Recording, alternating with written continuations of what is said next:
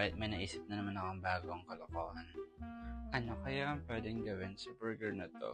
Luma na sa tingin kasi alam ko laruan to ng pamangkin ko dati. Andyan lang sa Dura box. So, pupunta kami ngayon sa Jollibee. I'm just gonna put it inside my bag. Tapos, later on, yan yung i-wrap ko dun sa burger ng ate ko. So, good luck!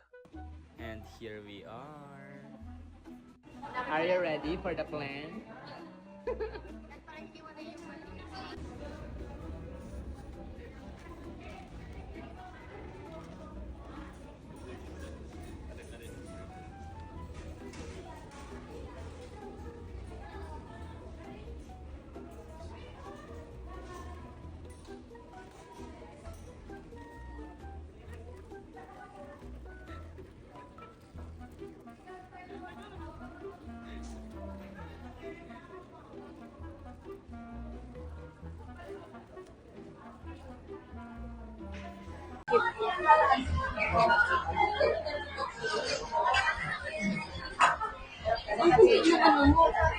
Half lang yan.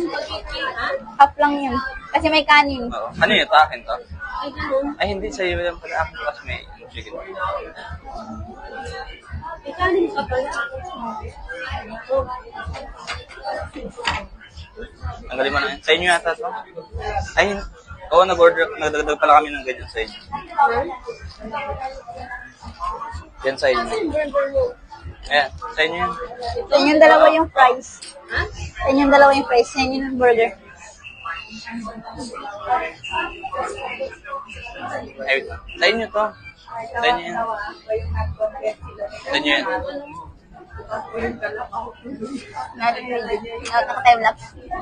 Time-lapse.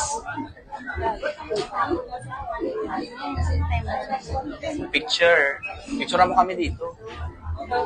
Ito. Tapos picture mo. Sabi mo na dito sa dalawa. Ito take out sa mga yan.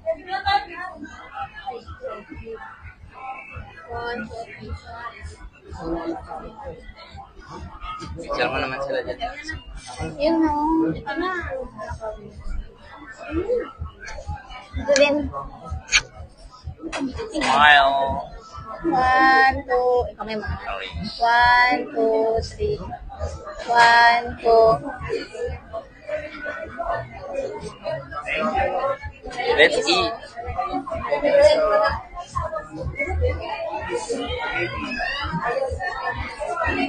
Time-lapse. Malalaglag yun.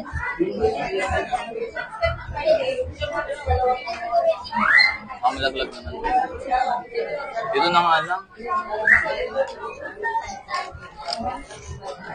Ba't naman nakapunta sa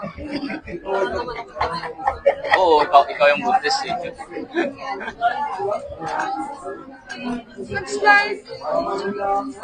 Spaghetti, yo.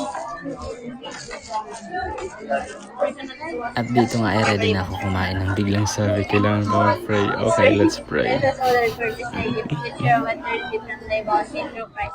Bakit ganun? Hindi ayaw ko po. So yan, bakit? Bakit ganyan yan? Ewan ko, tiyan mo kasi. Tingnan mo kasi yan.